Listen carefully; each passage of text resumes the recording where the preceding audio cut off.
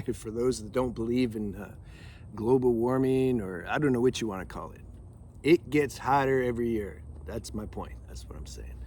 Anyway, I like the analogy about the lotus flower. It grows in the mud, and then it has one of the most, you can say, beautiful blooms. But then at night, it goes back into the mud. And then the next morning, again, it blooms. This really depicts this journey that the consciousness has chosen to incarnate into this imperfect human form and go through all this mud, especially at this time and age. There's a lot of mud. And then to transform that, not with mind, just by grace and alchemy, that gets transformed, and you start to recognize your true nature even in the mud. That's what the lotus flower does. It blooms, but it's like in the mud. It's like a dichotomy. So this is what's happening with us.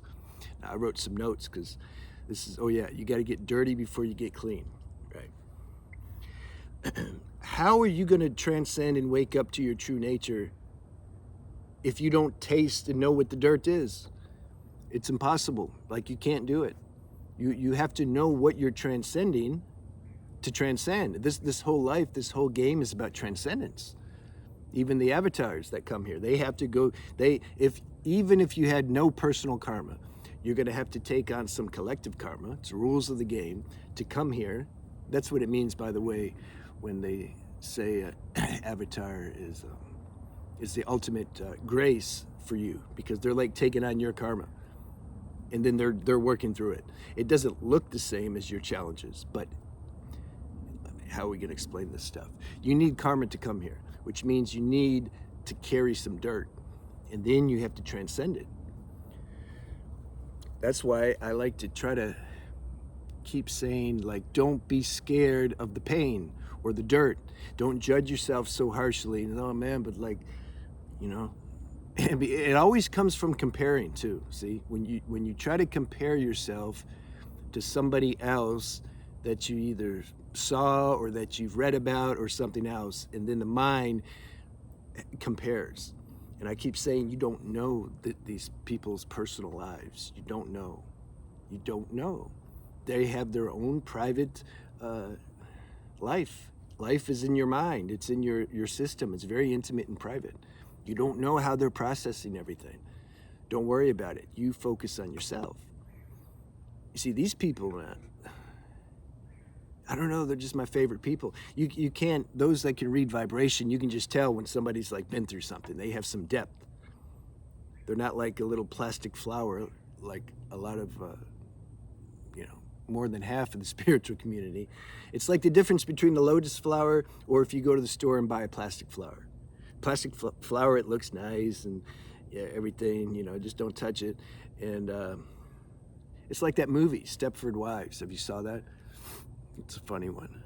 Well, it's not a comedy, but it's funny. Where the guys, the husbands, they take the girls their wives to the doctor, and he like reprograms them, makes them act right.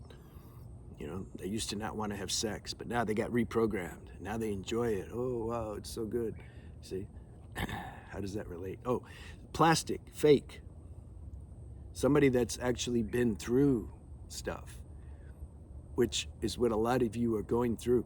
This is what gives you this is the transformation. Like, this is what is going to give you the authenticity. You want this. Doesn't feel good, but you have to know that that's temporary. That class will end. When I was in the Marine Corps, it sucked. It just sucked so bad. I liked boot camp. I just messed around. I just wanted to like go through boot camp and just see that I could do it. After that, I was ready to get out. I was like, oh damn, I signed a contract though. I still found a way to get out, but so that ends. That training, that experience in the military ended. All these, there's nothing permanent. All these challenges and everything, they're going to end. But you're going to end up, when you go through that, you're going to end up with something, man, that you couldn't buy. You can't buy from anywhere. You have millions of dollars. You can't buy this character, this line that you're going to get in your face or something, because you got an experience so deep. See, life gave you that. I said in one of my other channels on a video, anything you can buy with money, it's cheap. It's just cheap. Anything the universe gives you via actually going through alchemy, this transformation, this is the highest. That's free, but it's not cheap. You see? That's how these things are. All right. The hidden motives. So many people are dirty and they don't know it. We're just using the word, just dualistic language. Okay, so don't. And people trip on words too much sometimes. They're pointing to something. We got to use words to speak. So maybe I don't find the best words all the time, but get over it. So a lot of people are carrying dirt and they don't know it. The higher level beings, they know it. They're like, yeah, man, I'm dirty. This is why I like some of these NA meetings. They're like, man, if somebody drops $20, they were just saying this some time ago. I'm gonna take it. I can't help it. I'm gonna put my foot on it, and then I'm gonna take it. See, they're talking about this old character they have that they're willing and open to transform, but they're admitting, because they do introspection, they're admitting like where they're at. This is so missing today in the spiritual realm. This is why I like 12-step. They don't go deep enough for me. That's why I stopped going a long time ago.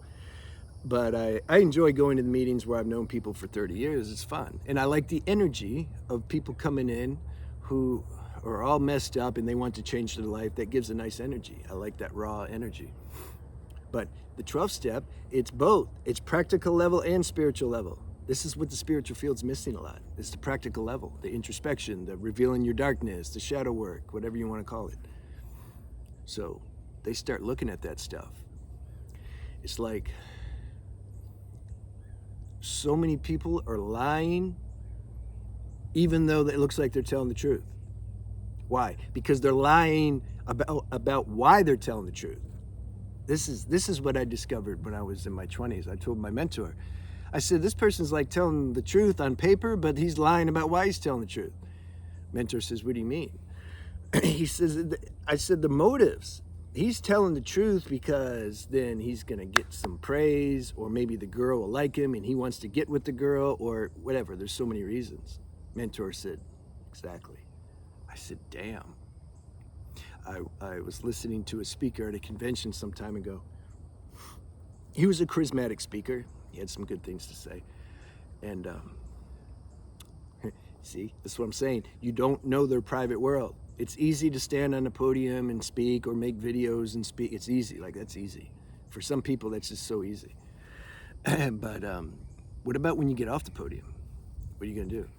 So afterwards, there's a line of people, both girls and guys, wanted to thank him. A guy almost couldn't even have the chance to thank him. Why? Because he spent all the time with the girls.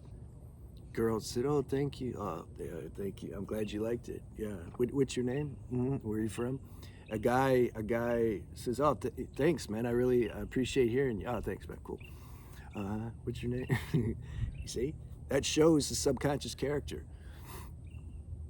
This is where our real life takes place, on subconscious level, our subconscious character. You see? This is what we need to work on. And introspection really helps to uproot that. Make your subconscious mind more conscious. Okay, what else we got to do here? Oh, did I? Oh no, I have another page. No, that was it.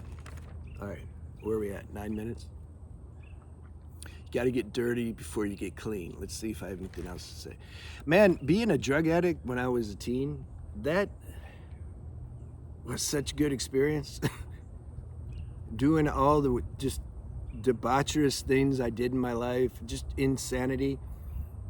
Joining the military. I mean, yeah, on paper, I can look at that and say this was like the most stupidest thing I could have ever done. It's like if you went to a career counselor and you were like seeking advice, what matches with me? What should I do in life? Right? And then he was able to tell you the right thing to do. And then you say, okay, what should I not do in life? What's like the worst thing for me? And then he tells you that answer. That's the answer. That's what I did. Imagining it was the best thing. I mean, so on paper, that was a very bad decision. But on level of growth, experience, depth. Oh man, there's so many spiritual vitamins in that. And also being an addict, and also going to jail, and also going to rehab, and being in bad relationships, and having chronic elements. All that stuff that looks like on paper it's not good. This is your spiritual fuel. That's the irony. This life is backwards when it comes to how we perceive things. It's backwards. It's reverse. When the higher faculties of intelligence activate, and you get some space from it, the painful things, you gotta have a little space, because when you're in it, man, that's all you see. I understand. But at some point, you'll see like this. I just couldn't be what I am today, whatever that is, without that. And then automatically you have compassion for others.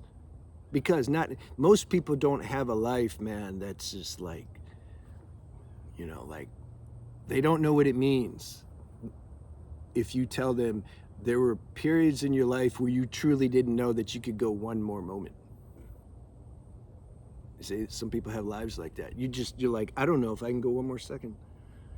Oh, I just did. Can I go another second? Because this seems super heavy. People don't know what that is.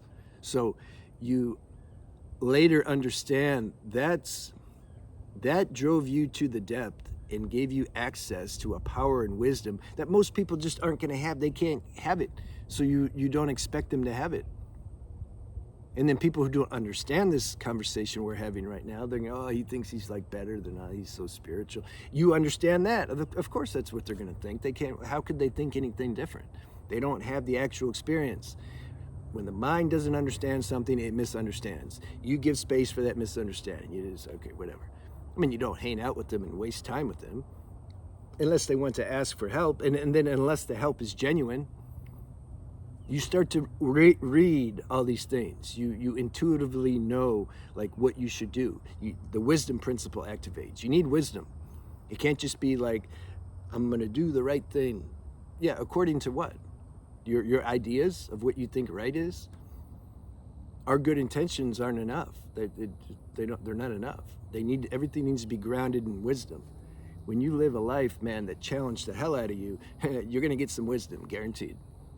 So I always have a kind of soft spot for those who my words are kind of tailored to that group of people more, you can say, than those who don't have it, because this is my experience. And so of course I have to I relate with that, and that group of people is very often misunderstood in this life. So I feel I have some kind of duty to remind you and encourage you to keep going, and it's all good no matter what you experience. That's my message. I'll see you.